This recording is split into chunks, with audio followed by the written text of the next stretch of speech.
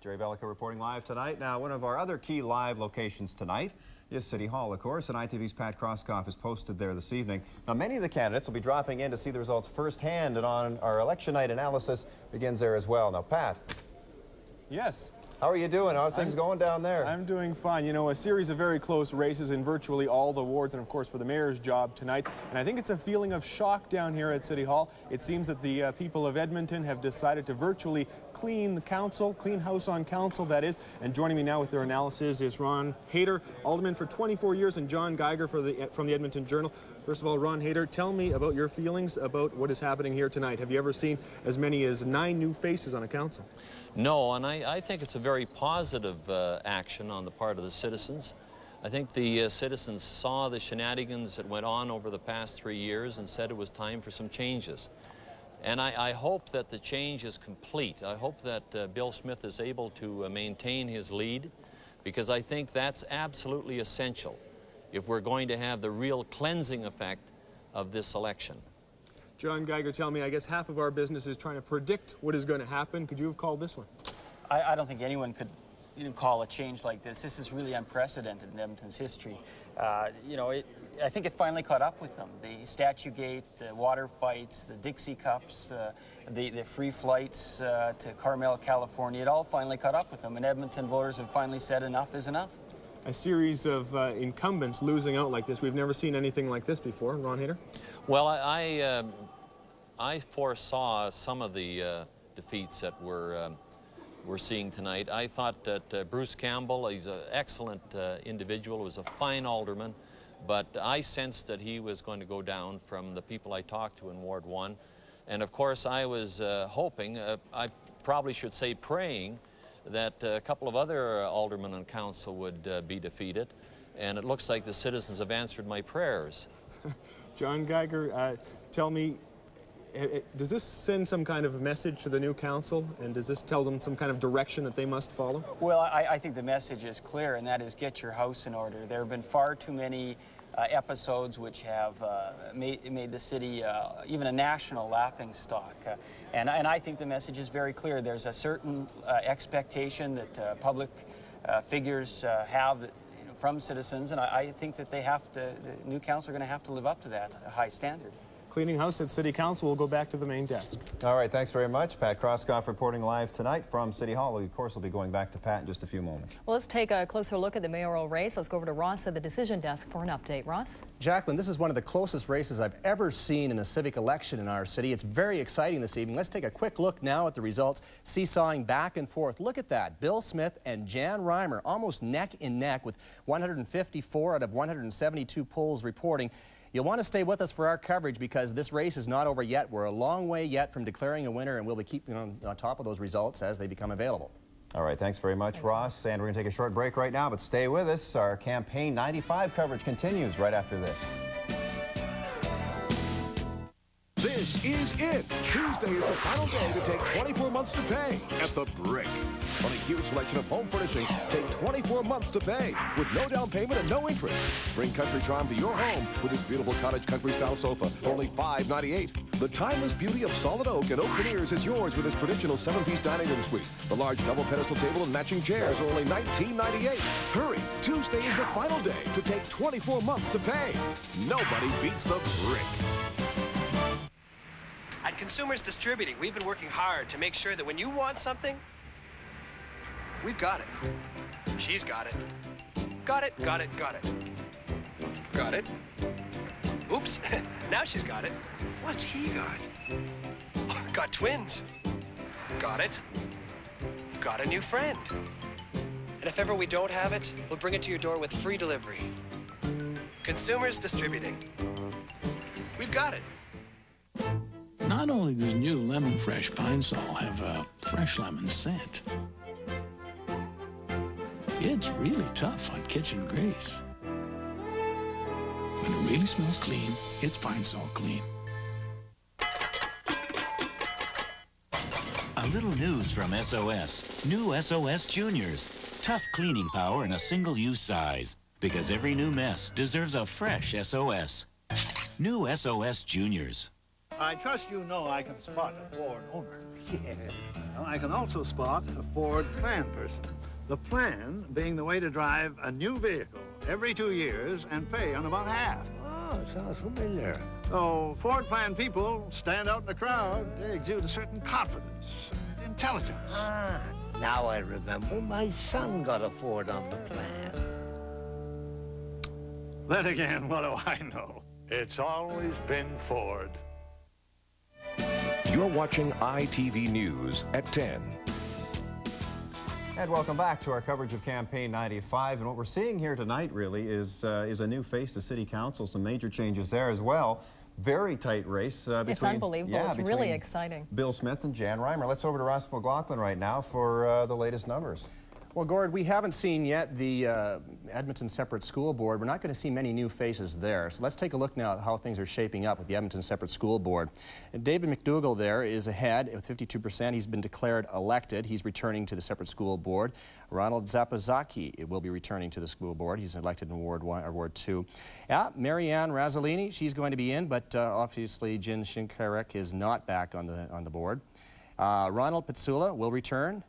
And from Ward 5, it's Michael Savarin. Now, that's a new face for us in the separate school board. Brian Mitchell will return as well in Ward next. Now, how it works here is all 6 wards, the highest vote getters get in, and then the next highest, the 7th, will be Jim Erlocker, and he gets in as well. So it's we get the top 6, and then the net one overall with the most votes will also go on to the separate school board with separate trustees, 7 trustees. All right, thank you, Ross. And as we mentioned, it's certainly been a night of upsets, and none more so, I think, than Ward 4, where Tucker Gomberg has been defeated in his ward, and obviously very disappointed with its outcome. Can you tell me where you go from here? You've put in a lot of hard work in this city, and what's next for you? Well, you know, I guess all I have to do is put on a tie, and next time I win. You think it comes down to a clothing issue? Oh, yeah, sure. All those council meetings, everything else that you've done, you think is overshadowed by clothing? Yeah, that's what I've been hearing. I mean, that's the important issue in Edmonton is how people dress. It sort of ended up being a bit of a fashion show, you know. I think if Calvin Klein ran, he would have done really well. So how does that make you feel? How does it make you feel? I'm not running. How does it make you feel, though, about your city? Thank you.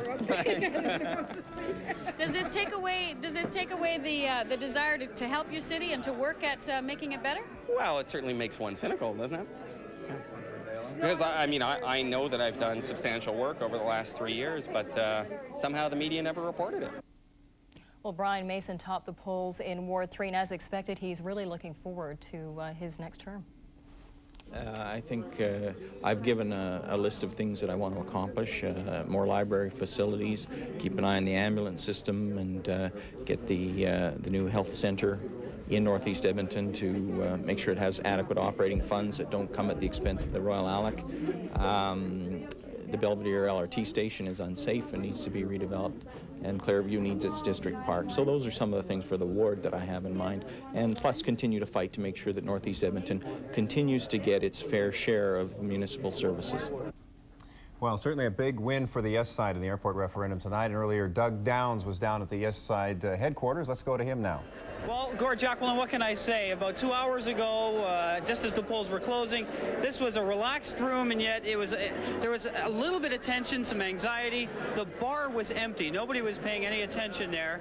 Now, the relaxation is flowing, and so is the bubbly and the beer and the champagne and the wine. It's certainly a happy group, because tonight, 75% have said yes. Scott Clements, you came here about 2 months ago. This was your job to get this yes vote. Where do you go now? Well, actually, you reported that it was only 7 weeks ago the other night, and it was 2.5 months ago. Oh, 2.5. Yeah. No, I am absolutely delighted with the result, Doug. What can I say? We knew that there was an entrenched yes vote. We've been watching the polls for some time, but we never guessed. So you were prepared, though, for a winning vote. Where do you go from this point? Well, starting tomorrow morning, we want to get the other 25% on our side. We have a business plan that keeps both of these airports alive and well and doing what both airports should have been doing all along. The international airport, the full-service airport, looking after the big airplanes, and the little airport downtown looking after the little airplanes. Scott, congratulations. Now, as we mentioned, they were expecting a winning vote. Earlier tonight, it appeared that the writing was on the wall. Look at this. Now, the writing is on the cake. We'll send it back to you guys at the desk. Okay, thanks very much, Doug. Well, let's head over to the decision desk and Ross McLaughlin for more results, starting with the airport referendum. Ross? Well, it's no surprise that Mr. Clements is so excited tonight because Edmontonians sent a very strong message for consolidation with the airport issue. As you can see, 77% of those who voted in favor of consolidation at the international airport. It'll be interesting to see now what happens at the municipal as things progress. Let's take a look now at the mayoral race. Look at that. It's going back and forth, but now things seem to be spreading out again between Bill Smith and Jan Reimer, and there are only a few more polls left to report, with Bill Smith in the lead by what looks like just a little over 1,000 votes there. So it's looking very close in that race. Now we've got some elected clear winners in our city. In Ward 1, Leroy Chawley will return, and Wendy Kinsella, a newcomer, and she will be joining him on City Council. In Ward 2, Ellen Bolstad will return. Rose Rosenberger, a former trustee, is now on City Council. She's been declared elected by the ITV decision desk. In Ward 3, Brian Mason and Robert Noche, who's run several times in different elections before, will be joining City Council for a new face there as we proceed. And look at this, Ward 4, we're still not sure what's going to be happening there. It's a tight race right now between Michael Fair and Terrence Harding. Jim Taylor's been declared elected. And in Ward 5, Larry Langley, a former broadcaster, and Brent Maitson, who spoke out very strongly in favor of the Keeler Road issue, has a second place standing in that. In Ward 6, Terry Cavanaugh and Dick Mather have been declared elected here by the ITV decision desk. Gordon Jacklin. All right, thank you, Ross. And we're still waiting for an appearance from Mayor Jan Reimer at this moment. Let's head down to Linda Steele, who's standing by right now at Jan Reimer's headquarters, and find out how that's progressing. Linda. Hi there. Well, we're still waiting for the mayor to show up. She was supposed to have been here actually, a little over an hour ago. She was supposed to get up and speak, give either a victory or a defeat speech about half an hour ago. She still hasn't showed up. We're trying to figure out where she is, actually. Oh, it looks like she's arriving right now. So if you can just hang on a second, we'll get a shot of her coming in, and we'll maybe see if we can get a comment from her as well. We weren't really sure where she was. Apparently she was at home. And John Brennan has just walked in, who is her assistant, so I guess she is here for sure. But it's been taking some time, and even her own people weren't sure where she was at first, so we'll find out what the delay is all about. Attention, ladies and gentlemen.